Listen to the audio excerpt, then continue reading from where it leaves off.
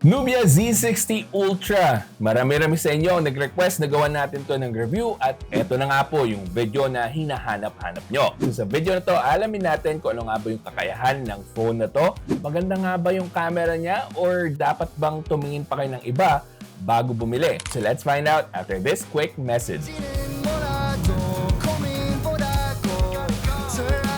Kung gusto nyo makahanap ng honest reviews from actual user experience, dito po dapat kayo mag-subscribe sa Pinoy Techdad dahil ibibigay ko lang po sa inyo ang buong katotohanan sa user experience ko habang nire-review yung mga phones na pinifeature natin at iba pang mga produkto.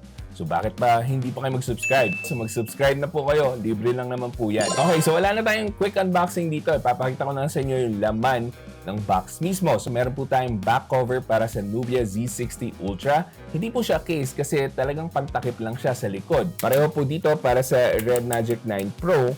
Ayan, yung likod lang po talaga yung tinatakpan niya. Meron din tayong charger with 80 watts of fast charging and USB-C to USB-C na po yung cable na binigay nila dito. So that's it for the unboxing experience. Now, diretso na tayo kung ano pa yung maaasahan natin dito sa physical aspects naman ng Nubia Z60 Ultra. So, ang pinaka-highlight talaga ng Nubia Z60 Ultra is yung triple camera setup niya. So, meron tayong dalawang 15 megapixels na camera, isang 18mm and isang 35mm and a 64 megapixel na lens na umaabot hanggang 85mm yung zoom. Ang kinagandahan sa tatlong cameras ito is lahat sila merong OIS. So, very steady dapat pag kumukuha tayo ng photos, dapat wala gaanong blur and sakto yung focus. Pero mamaya alamin natin kung tumutugma nga ba yung OIS na specs niya sa actual na kakayahan. Pero aside from the cameras, meron din siyang red power button dito na really stands out and nagustuhan ko na textured siya.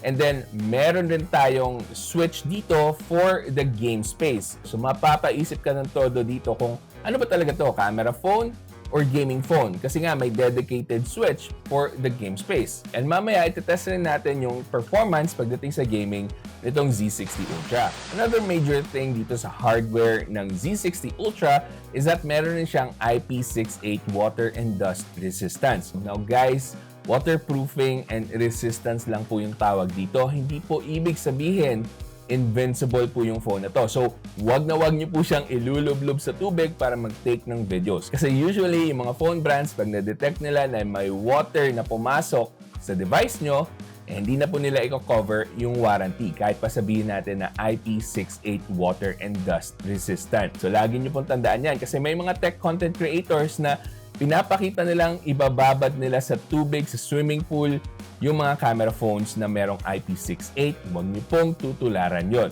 Susunod naman, pag-usapan natin yung display nito. Meron tong 6.8-inch na AMOLED display with 120Hz refresh rate. Napakaganda nito. And tulad dito sa Red Magic 9 Pro, I'm very impressed with the overall looks of the display, lalo na dahil full screen experience po yung makukuha nyo with the Nubia Z60 Ultra dahil wala po siyang punch hole. Naka-under display po yung selfie camera niya. So very vibrant yung colors, sharp yung images, and very fluid yung motion dito. So talagang mag-e-enjoy kayo sa panonood nyo ng mga videos on this device. However, of course, meron pa rin tayong downside. Dahil upon checking, habang nagre-review tayo, naka-widevine level 3 lang po siya sa Netflix. So standard definition lang po yung makukuha nyo ng quality na videos on this device. Sayang naman at hindi natin mapakinabangan yung Full HD but hopefully magkaroon ng update where they will fix this at magkaroon tayo ng widevine level 1 and hopefully maybe sa global version ito widevine level 1. Pero yun lang naman yung reklamo ko na related sa display nito dahil hindi tayo makapanood ng Full HD on Netflix. But overall, this really has a great looking display na palaban na flagship level na kayang sumabay with more expensive devices. So not bad at its current price na I think around 33,000 pesos as of the time of making this video. At syempre, alam nyo na yan, ililink ko po yan dyan sa description box para madali nyo pong mahanap itong Nubia Z60 Ultra. Okay, so tapos na tayo sa display. Now, pag-usapan na natin yung performance nito. Meron tong Snapdragon 8 Gen 3, top of the line. This is the flagship level chipset of 2024 unless maglabas soon yung Snapdragon 8 Gen 4. But for now, this is the king of the hill. So syempre yung mga basic phone apps kayang-kaya patakbuhin ito na walang problema. Maning-mani, eka nga. So ito muna yung benchmark result natin sa Antutu. Nakakuha siya ng over 2 million Antutu benchmark points. Pagdating naman sa CPU throttling test, umabot to ng 78% of its maximum capability. So medyo kinapo sa 80% na usually sinaset ko as a personal target, pero para sa akin, pwede na rin. Sa 3D Mark Wildlife Extreme Test naman, lumampas ng 5,000 yung best loop score niya, and with a stability of around 86%. That's really good. But there is also something noticeable here, yung 50 degrees Celsius niya habang nagtetest tayo sa 3D Mark Wildlife Extreme Test. Napakataas po niyan. Pero the good part here is hindi siya nag-throttle and hindi rin po siya nag-overheat. So that means mataas po yung threshold ng device na to para sa overheating. But again, as we always say here sa Pinoy Techdad, kalahati lang po ng kwento yung mga benchmark na yan. They are all purely synthetic benchmarks.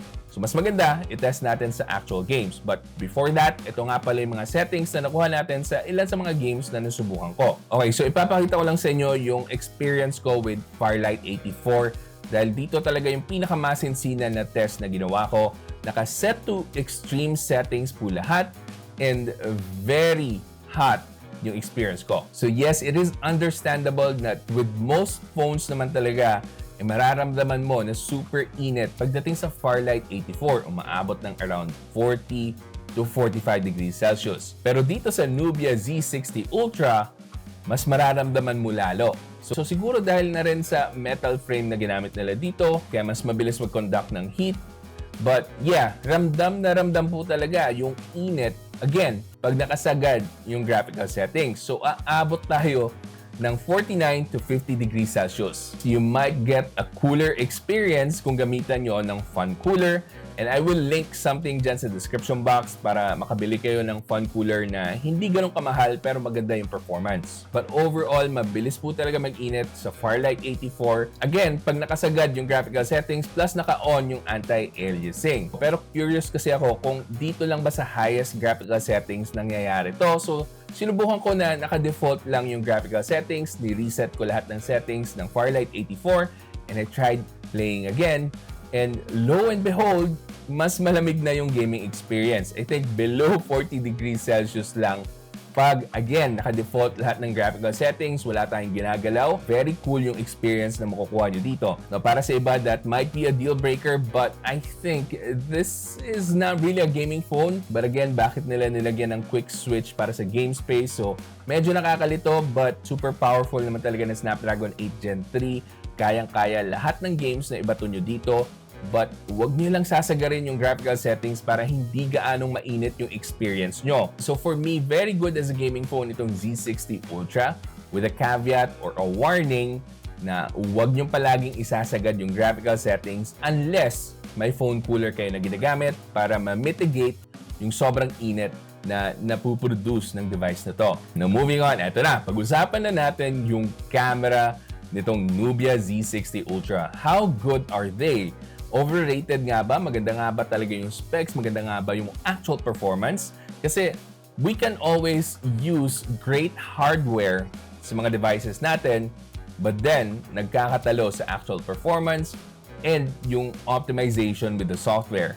And for the most part, I would say maganda yung mga photos na napuproduce ng device na to. However, there are some major inconsistencies sa camera ng Z60 Ultra na baka ma-disappoint kayo, lalo na kung camera ang pinakahabol nyo sa pagpili sa device na to. So let's start with the good things first.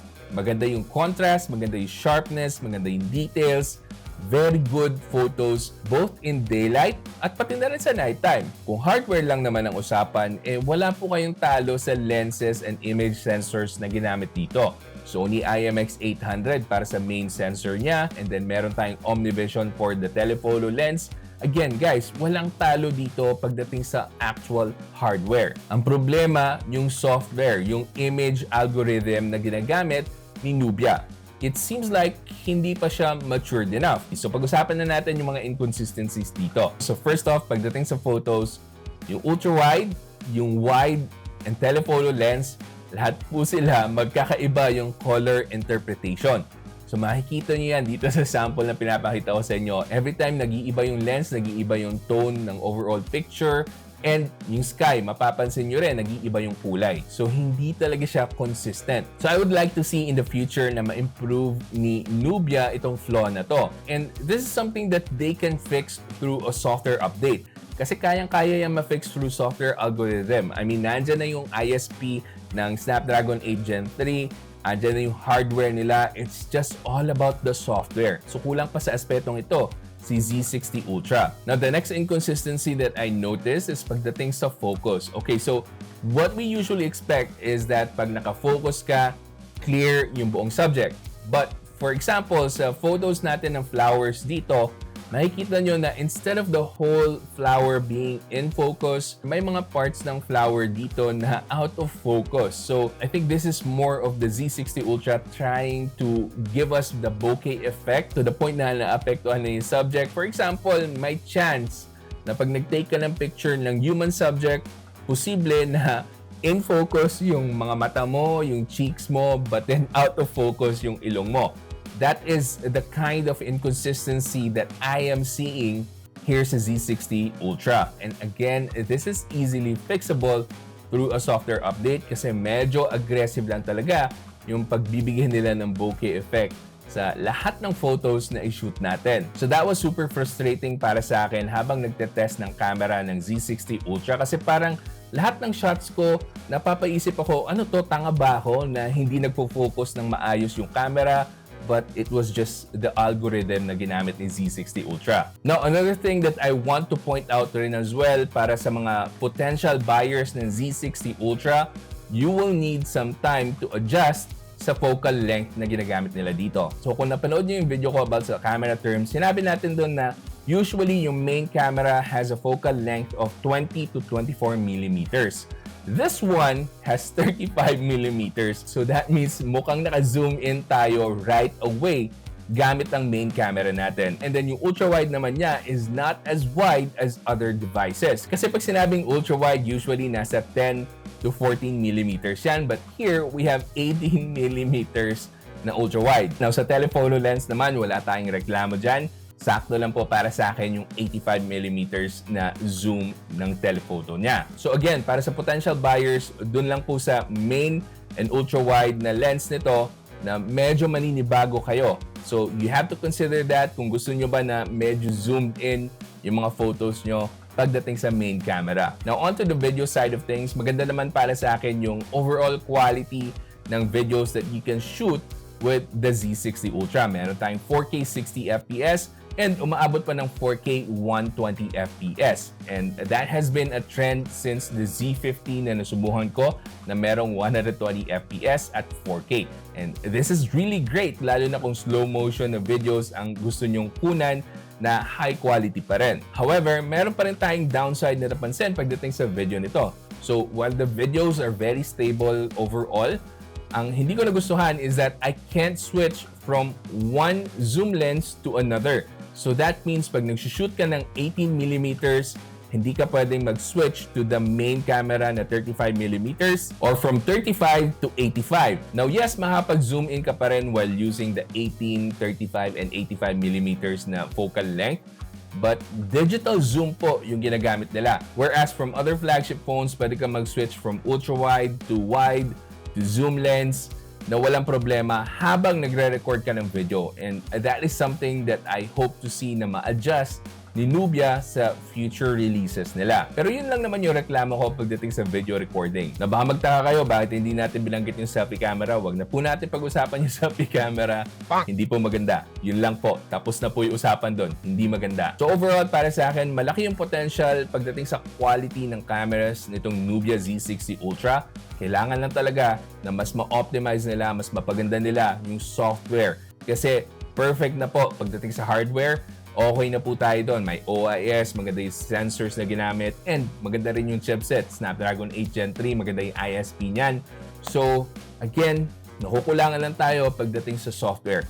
So, hopefully, ma-fix pa nila yan through software updates. Mas mapaganda pa nila lalo yung performance ng camera ng Z60 Ultra. Pero yung selfie camera nito guys, huwag niyo pong asahan na mag-i-improve kahit pa anong software update. Finally, pag-usapan natin yung battery, ang laki. Merong 6,000 mAh sa battery capacity and 80 watts of fast charging. However guys, dahil sabay-sabay po yung mga tinetest ko ng mga phones right now and medyo limited lang yung time ko with the Z60 Ultra, hindi ko po masasabi sa inyo kung ano talaga yung battery life niya in a full day. So kung gusto nyo makita battery life experience about the Z60 Ultra, you will definitely have to watch other reviews about this phone. Anyway, that's gonna be it para sa review natin ng Z60 Ultra. It's still a really good device. Grabe yung specs na nilagay nila dito. Yung hardware na nilagay nila dito is unbeatable, lalo na sa presyo na makukuha nyo to. Yun nga lang, medyo kulang pa tayo sa software dito sa Nubia Z60 Ultra pagdating sa cameras niya. We need to see more improvements dito. May puwang pa rin to para sa akin sa recommended list ko. Pwede ko pa rin isama tong Z60 Ultra, lalo na at mababa lang yung presyo niya right now at around 33,000 pesos. May Snapdragon 8 Gen 3 ka na. Maganda yung camera hardware. Yun nga lang, medyo lacking tayo sa software. Pero I think Nubia will get there. So yeah, it's not bad. May IP68 water and dust resistance ka pa. This is a really good value phone. Maganda yung build and design niya. Lalo na kung sawa ka na sa mga offering ni Xiaomi, gusto mong sumubok ng iba, this is something that you might want to check out as well. Again, lahat po ng links nandiyan sa description box. And kung gusto mo pang manood ng mga videos ko, may mga ililink po ako dyan. Panigurado, magugustuhan nyo yung mga yan. So hanggang sa susunod, ako nga pala ulit si Janus ng Pinoy Techdad. Kita-kita ulit tayo. Yeah, I just wanna